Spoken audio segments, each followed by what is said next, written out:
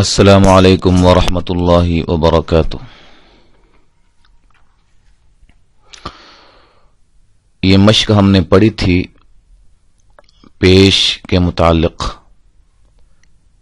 ہم نے مکمل مشق پڑھی یہ والی۔ اس میں ایک دو باتیں جو کہ بڑی ہی توجہ طلب ہیں۔ اب دیکھیں یہابو، یہاں ہم وقف کرنا چاہتے ہیں تو آخری حرف پر کیا ہے؟ پیش۔ تو یہاں وقف کیسے کریں گے؟ قاعدہ جو ہے وہ ذہن میں رکھیں کہ یہ اگر آخری حرف پر کلمہ کے آخری حرف پر پیش ہو تو اس پیش کو ختم کر دیں گے، جزم لگا دیں گے، یعنی کہ آخری حرف کو کیا کر دیں گے؟ ساکن۔ ٹھیک ہے جی، اس کو ہم پڑھیں گے یہابو کی بجائے۔ یہابو کا وقف کیا ہوگا؟ یہب صحف۔ ٹھیک ہے، اچھا اب یہ دیکھیں، ایک آپ کے سامنے یہ کلمہ ہے تزیغ۔ اب یہ را کے اوپر کیا ہے؟ پیش، جبکہ میں نے آپ کو بتلایا ہوا ہے کہ جس را کے اوپر زبر یا پیش ہو تو اس را کو موٹا کریں گے۔ جب ہم تزیغ اس کو پڑھتے ہیں ایسے جیسے میں نے ابھی پڑھا ہے تو را موٹی ہوگی۔ اگر ہم نے یہاں وقف کرنا ہے تو پھر یہ پیش ختم ہو جائے گی، پیش ختم ہو جائے گی، کیا آ جائے گی؟ جزم آ جائے گی، یعنی کہ یہ را ساکن ہو جائے گی۔ پھر ہمارا دوسرا قاعدہ جو ہم نے ایک پڑھا تھا، آپ کو بتلایا تھا کہ را ساکن سے پہلے زبر یا پیش ہو تو را کو موٹا، را ساکن سے پہلے زیر ہو تو را کو باریک۔ تو یہ ہماری را جو ہے باریک ہو جائے گی۔ اس کو ہم پڑھیں گے تزیر۔ ٹھیک ہے جی، اعیو۔ اسی طرح یہ بھی ہے، را ساکن ہو جائے گی وقف کے دوران، وصل کے دوران، یعنی کہ جب ملا کے پڑھیں گے تو پھر ہم اس کو موٹا ہی پڑھیں گے کیونکہ را کے اوپر زبر ہے۔ اگر ملانا نہیں ہے، وقف کرنا ہے، تو پھر را ساکن کر کے تو پیچھے زیر ہے تو باریک کا قاعدہ جو ہے لاگو ہوگا۔ ذکر، اچھا دعی، اس کو دعی کہنا ہے وقف میں۔ ٹھیک ہے، اور یہ حشیر، ہاں یہ قری'a، یہ چونکہ یا نہیں ہے حمزہ ہے تو اس کو ہم قری نہیں کریں گے وقف، قوری کیسے کریں گے جی؟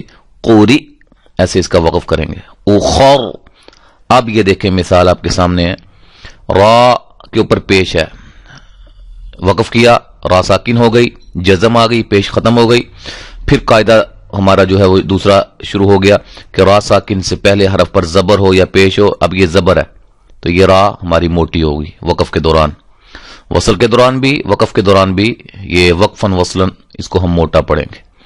اس طرح یہ بھی نظر، یہ را ساکن سے پہلے پیش ہے، اور یہ را ساکن وقف کے دوران را ساکن سے پہلے زبر ہے۔ ٹھیک ہے جی،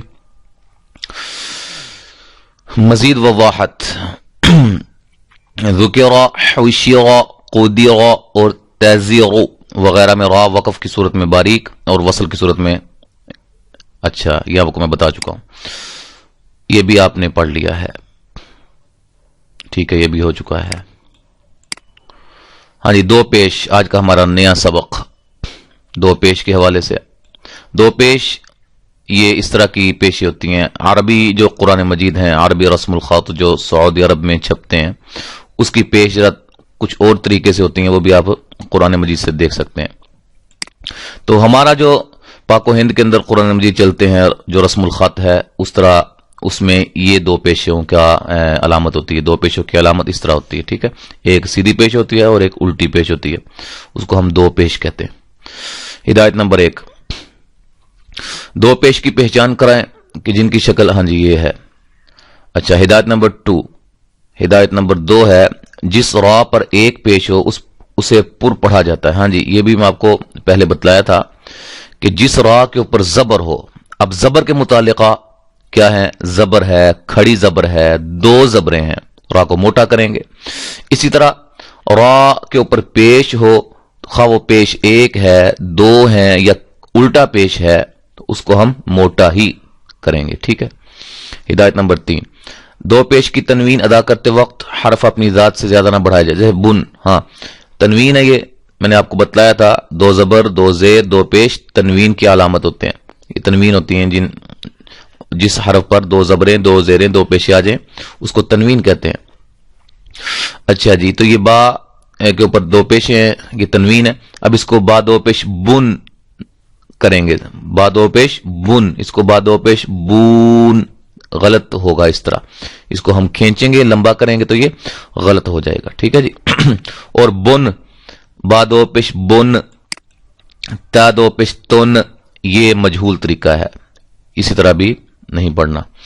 ہدایت نمبر 4، موٹے حروف پیچھے بتائے گئے ہیں، ان کو ہاں جی، جو موٹے آپ کو حروف بتائے گئے ہیں شروع سے ہی، ان کو آپ نے ہر وقت ہر حال میں، جیسا کہ آپ کو بتلایا گیا، موٹا ہی پڑھنا ہے، کسی صورت میں باریک نہیں ہوتے ہیں وہ 7 حروف. اب اس کو میں پڑھتا ہوں. حمزہ دو پیش ان، با دو پیش بن، تا دو پیش تن، ثا دو پیش ثن، جیم دو پیش جن، حا دو پیش حن، خا دو پیش خن، دال دو پیش دن، ذال دو پیش ذن، را دو پیش رن، زا دو پیش زن، سین دو پیش سن، شین دو پیش شن، صاد دو پیش صن، ضاد دو پیش ظن، طا دو پیش طن، ظا دو پیش ظن، عین دو پیش عن، غین دو پیش غن، فا دو پیش فن، قاف دو پیش قن، کاف دو پیش کن، لام دو پیش لن، میم دو پیش من، نون دو پیش نن، واو دو پیش ون، ہا دو پیش ہن، ہا دو پیش ہن، حمزہ دو پیش ان، یا دو پیش یون. اچھا جی، یہ ہجے کا طریقہ لکھا ہوا ہے، یہ آپ پڑھ لیں. ویسے چونکہ میں صرف روانی سے پڑھا رہا ہوں. اچھا جی، بعض کلمات میں کچھ حروف موٹے اور کچھ باریک پڑے جاتے ہیں، جیسے غلالن. اب میں وا پر ہے اور لام باریک ہے. یہ دیکھیں، انہوں نے یہ بتلایا ہے کہ یہ دیکھیں، یہ ایک کلمہ ہے، اس میں یہ وا موٹے حروف میں سے ہے اور لام باریک ہے. اب جب ہم اس کو پڑھیں تو بڑے اہتمام کے ساتھ پڑھیں تاکہ یہ لام اس وا کی وجہ سے بھی موٹا نہ ہو جائے، غلالن نہ ہو جائے، بلکہ غلالن، یہ لام کو باریک کرنا، دونوں لاموں کو. ٹھیک ہے.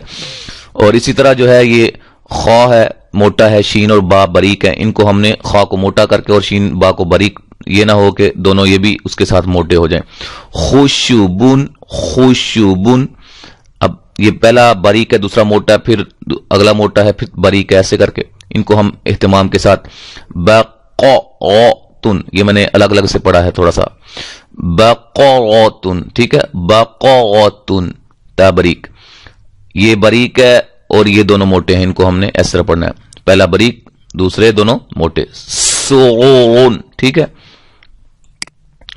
اچھا جی، تختی کو ہم ایک مرتبہ پڑھ لیتے ہیں.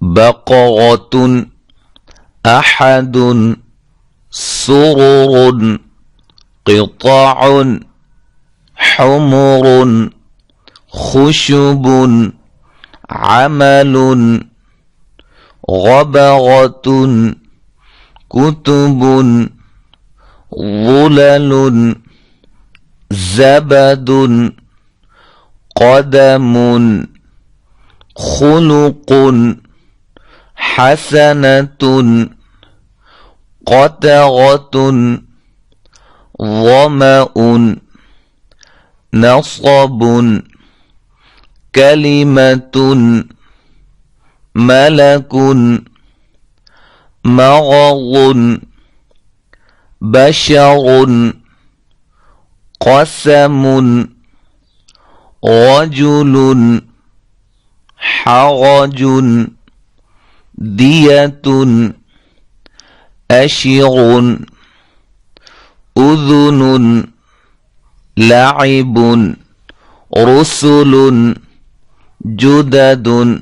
باقی انشاءاللہ ہم تفصیل اس کی پڑھیں گے.